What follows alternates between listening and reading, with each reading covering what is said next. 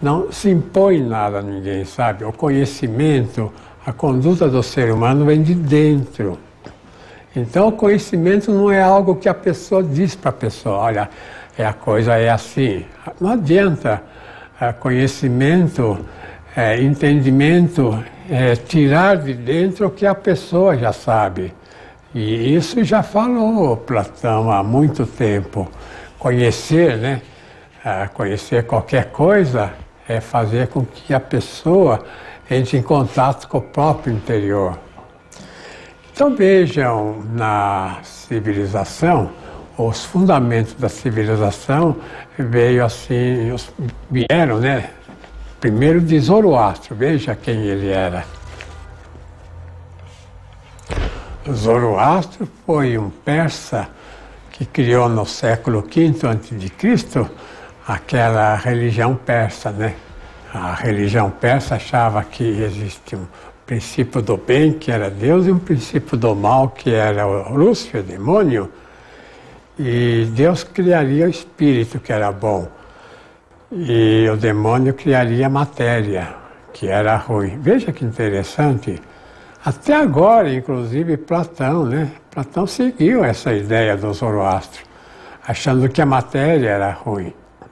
Então, o que acontecia é que o feto, né, receberia uma alma vindo lá do cortejo dos deuses, e que essa alma seria perfeita, mas o corpo não, teria que deixar de lado. É uma ideia muito difundida entre os espiritualistas. Inclusive, Dr. Kepp, aquela famosíssima ópera de Mozart, A Flauta Mágica, ela fala dessa questão do Zoroastro, né? O Zoroastro era o orientador. Então tinha o Papageno e a Papagena, que ficavam só fixados em questões de comida, de sexo, sensoriais, e o Pamino e a Pamina, né? Que tinham aqueles ideais espirituais.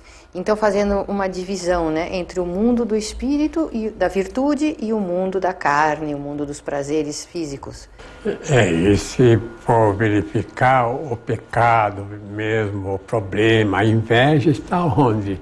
Está muito mais na alma, bem da alma. Então o que é destrutivo mesmo, o que é negativo no ser humano vem do espírito dele. É um espírito transtornado. Até usam, né, essa ideia, transtorno mental.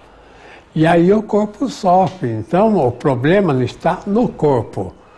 O corpo até é vítima, agora é uma coisa só, né? O corpo é energética, a mesma energética espiritual que tem, vamos dizer, na vida espiritual, tem no corpo como decorrência. Então o grande mal é muito mais atinente à vida espiritual. É por isso que a teologia tem que se expandir, sair fora das igrejas, estão fechadas, né? Como se Deus só estivesse nos templos, não é assim. Deus está em toda a humanidade e toda pessoa tem no fundo uma teologia. Todo mundo é teólogo, então não é só, por exemplo, no cristianismo que tem Deus, ou no judaísmo, ou no islamismo. Deus está na ciência, Deus está nas artes, Deus está em tudo, porque tudo que é ser é divino. Então, se a pessoa, por exemplo, segue bem uma ideia certa, ela está na ideia teológica, mesmo sendo filosófica, assim, no nome. Ou então, se está numa ciência certa, está numa teologia. Vejam um esquema que eu fiz aí. Estão vendo lá? Pode ler. Interesse do ser humano, conscientizado ou inconscientizado? Lê lá embaixo o resumo. O ser humano está mergulhado no interesse espiritual, mesmo sendo ateu. Veja lá, 80% o ser humano é teólogo. Em geral, não só as pessoas religiosas. Não existe teologia só em igrejas, em templos, em sociedades. Teologia é tudo, o mundo é teologizado.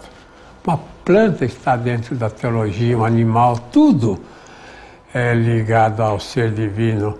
Qualquer pessoa é ligada ao ser divino. Qualquer um dos senhores que nos ouvem, qualquer um dos senhores é um teólogo.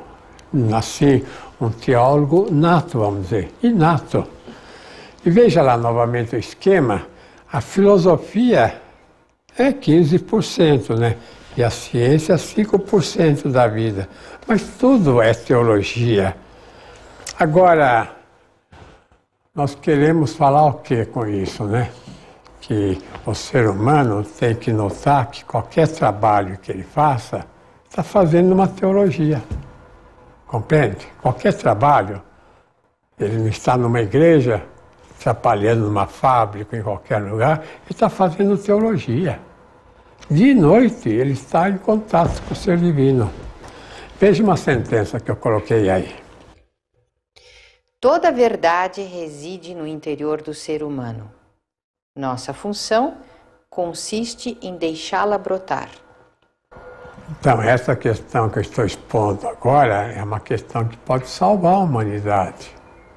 Então, veja bem, eu falei, né, que Zoroastro, ele colocou o mundo material como se fosse do demônio. Não é assim. O mundo material é tão de Deus como o mundo espiritual. Então, o que quer dizer isso, né? Que o corpo é tão importante como o espírito. O ser humano vai ser eternamente, em bilhões e quatrilhões de séculos, quer dizer, não vai morrer nunca mais após a ressurreição, ele vai ser como agora nós, corpo e alma. Quer dizer, um dia nós vamos recuperar o nosso corpo.